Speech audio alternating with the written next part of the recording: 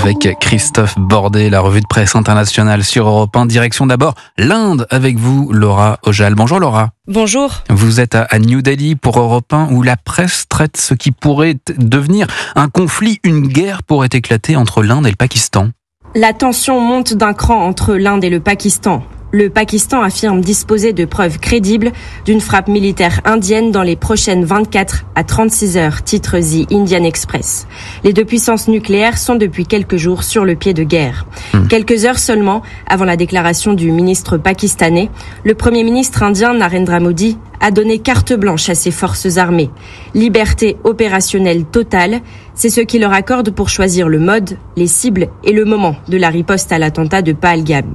D'après des sources proches du gouvernement, relayées ici par la presse locale, Modi dit avoir une confiance absolue dans les capacités de son armée. Il parle même d'une détermination nationale à infliger un coup fatal au terrorisme.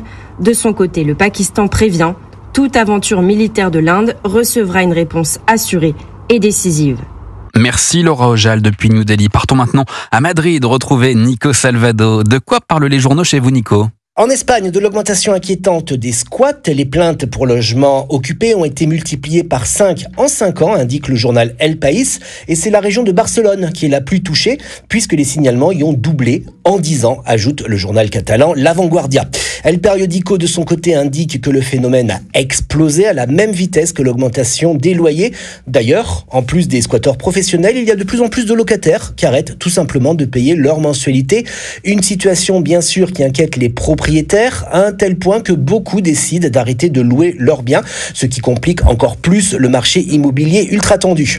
Le pure player El Diario évoque que le squat se professionnalise. En effet, certaines mafias occupent désormais illégalement des logements et les proposent ensuite à la location à des familles qui se trouvent dans une situation précaire. Merci Nico Salvado en Espagne pour Europe 1. Pour terminer, on traverse l'Atlantique pour le Brésil. Jean-Claude Gérès, de quoi parle la presse à Brasilia ? De la réaction suscitée par le deuxième maillot que la sélection de football brésilienne portera lors de la Coupe du Monde 2026. À côté du traditionnel maillot jaune et vert, la sélection devrait jouer avec une tunique rouge, explique le quotidien sportif Placard. Cette initiative est rejetée par une majorité de joueurs et de journalistes, souligne Podar 360, et par de nombreux responsables politiques.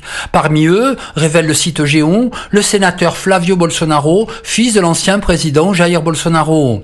Pour lui, le maillot jaune et vert représente la fierté du peuple brésilien. Changer cela serait un affront. La Folha de São Paulo rappelle que la tunique de la sélection est devenue l'un des symboles de l'extrême droite au Brésil, utilisé lors de manifestations par l'ancien président et ses partisans, alors que le rouge est la couleur généralement utilisée par la gauche brésilienne. Merci Jean-Claude Gérès, correspondant d'Europe 1 au Brésil. C'était votre revue de presse internationale.